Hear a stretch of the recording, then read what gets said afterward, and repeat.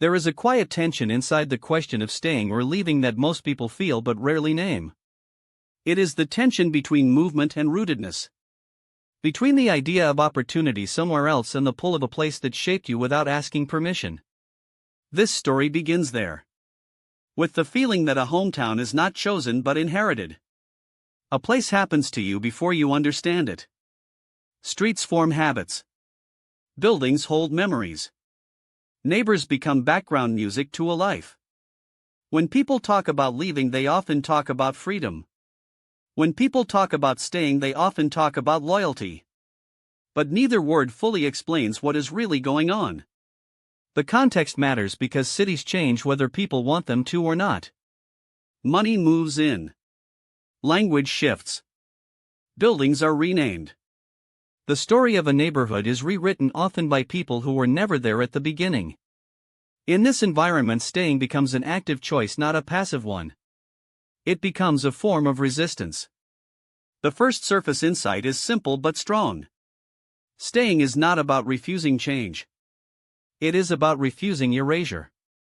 When someone holds onto a house despite pressure to sell, they are not just holding property. They are holding memory. They are holding proof that something existed before the new story arrived. Think about how quickly a place can be rebranded. A street becomes an arts district. A block becomes an opportunity zone. The old names fade. The old people are described as problems instead of residents. Staying interrupts that smooth narrative. It forces the city to see what it would rather forget. The hidden assumption beneath many conversations about urban change is that progress is neutral. That development helps everyone equally. That new means better. But progress often comes with a point of view. It favors those who can move easily and afford change. It treats place as a resource, not a relationship. For people who cannot or do not want to leave, progress can feel like displacement wearing a friendly face. When the language of improvement ignores lived history, harm becomes invisible. The third insight reveals a structural pattern. Cities often plan without listening. Decisions are made from above using data but not stories. Populations are described in numbers, not voices. When this happens, staying becomes a kind of translation. A body in a space says, you cannot fully redesign this without acknowledging me. Presence becomes a barrier to careless planning. It slows things down. It complicates simple maps. It reminds decision makers that neighborhoods are not blank pages. A new perspective begins to form here. Staying is not about being stuck. It is about continuity. It is about protecting the line between past and future. When someone stays, they carry forward a history that might otherwise disappear. They become a living archive. This does not mean rejecting newcomers. It means asking for mutual recognition. It means saying, I was here and I am still here and my story matters. Belonging is not automatic. It must be negotiated. Application to daily life shows up in small choices. How we talk about neighborhoods. Do we say this area used to be rough, or do we say people lived here before it was marketed? How we listen to long-term residents. Do we treat them as obstacles or as experts? How we imagine success.